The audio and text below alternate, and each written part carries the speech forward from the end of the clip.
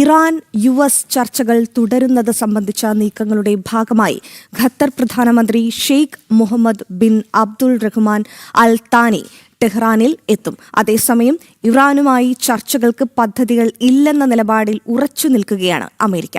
അതേസമയം ഇറാൻ കടുത്ത സാമ്പത്തിക പ്രതിസന്ധി നേരിടുന്നുവെന്ന് ആവർത്തിക്കുകയാണ് പ്രസിഡന്റ് മസൂദ് പെസഷ്കിയാൻ. വിവരങ്ങളുമായി ഐസൻ ജോസാണ് ചേരുന്നത്. ഐസൻ, ഏറെ നാളായി തുടരുന്ന സംഘർഷം ഇടയ്ക്കൊരു ഇടവേള സംഭവിച്ചുവെങ്കിലും വീണ്ടും പശ്ചിമേഷ്യ സംഘർഷഭരിതമാണ്. ഇപ്പോൾ ഈ ഖത്തറിന്റെ ഇടപെടൽ എത്രത്തോളം നിർണായകമാണ്? പറയും. തീർച്ചയായും ഖത്തർ പ്രധാനമന്ത്രി അബ്ദുൾ റഹ്മാൻ അൽ താനിയുടെ സന്ദർശനം എന്ന് പറയുന്നത് ഏറ്റവും ഗൗരവമേറിയ ഒരു സാഹചര്യമാണ് ഇപ്പോൾ ഉള്ളത് എന്നാണ് മനസ്സിലാക്കാൻ സാധിക്കുന്നത്. ഒമാൻ, ഖത്തർ തുടങ്ങിയ രാജ്യങ്ങളാണ് മധ്യസ്ഥ രാജ്യങ്ങളായി പ്രവർത്തിച്ചിരുന്നത്. ഈ ഒമാനുമായി ചില ധാരണകളിലേക്ക് ഇറാൻ എത്തുന്നു. ഹോർമുസുമായി ബന്ധപ്പെട്ട വിഷയത്തിൽ എന്ന ചില റിപ്പോർട്ടുകളൊക്കെ പുറത്തു വന്നിരുന്നു.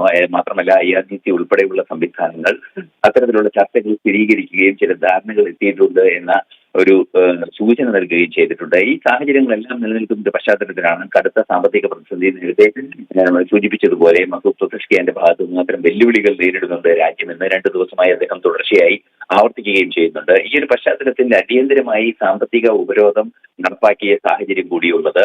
അടിയന്തരമായി പിൻവലിക്കുകയോ അല്ലെങ്കിൽ അതിലേക്ക് എന്തെങ്കിലും കൃത്യമായ ഇടപെടൽ നടത്തുകയോ ചെയ്തില്ലെങ്കിൽ ഇറാൻ വലിയ പ്രതിസന്ധി നേരിടുമെന്ന തിരിച്ചറിവിന്റെ കൂടി അടിസ്ഥാനത്തിലാണ് ഒരു അടിയന്തര സന്ദർശനം ടെഹ്റാനിലേക്ക് ഖത്തർ പ്രധാനമന്ത്രിയുടെ ഭാഗത്തു നിന്നുണ്ടാകുന്നതെന്നാണ് മനസ്സിലാക്കാൻ സാധിക്കുന്നത്. ആണവ ചർച്ചകൾ ഉൾപ്പെടെയുള്ള നീക്കങ്ങളിലേക്ക് പോകാൻ ഇറാനെ കൂടുതൽ സമ്മർദ്ദം ചെലുത്തുക അല്ലെങ്കിൽ ഇറാനെ അതിനെ അനുനയിപ്പിക്കുക എന്നൊരു നീക്കമായിരിക്കും ഖത്തർ പ്രധാനമന്ത്രിയുടെ ഭാഗത്തു നിന്നുണ്ടാവുക എന്നാണ് മനസ്സിലാക്കാൻ സാധിക്കുന്നത്. അതേസമയം നേരത്തെ ആദ്യം സൂചിപ്പിച്ചതുപോലെ ഗൗരവമേറിയ ഒരു പശ്ചാത്തലം കൂടി നിലനിൽക്കുന്നത് ഒരു തരത്തിലുള്ള ചർച്ചകളും നിലവിൽ ആസൂത്രണം ചെയ്തിട്ടില്ല അല്ലെങ്കിൽ അത്തരത്തിലൊരു പദ്ധതി പോലും ഇല്ല എന്ന നിലപാടിൽ ഉറച്ചു നിൽക്കുകയാണ് അമേരിക്ക പോലും.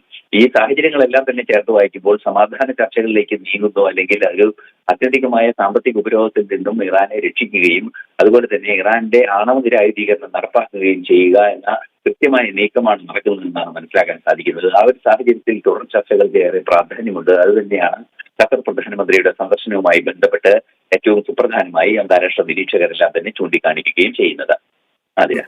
വ്യക്തമാണ് ഐസൻ. എന്തായാലും ഇറാനുമായി യാതൊരു തരത്തിലുള്ള ചർച്ചയ്ക്കുമില്ലെന്ന നിലപാടിലാണ് അമേരിക്കയെങ്കിലും ഖത്തർ വളരെ നിർണായകമായൊരു സമവായ ചർച്ചയ്ക്ക് മുതിർന്നിരിക്കുകയാണ്. എന്തായാലും ഇതൊരു സമവായത്തിലെത്തുമെന്ന് തന്നെ നമുക്ക് പ്രതീക്ഷിക്കാം.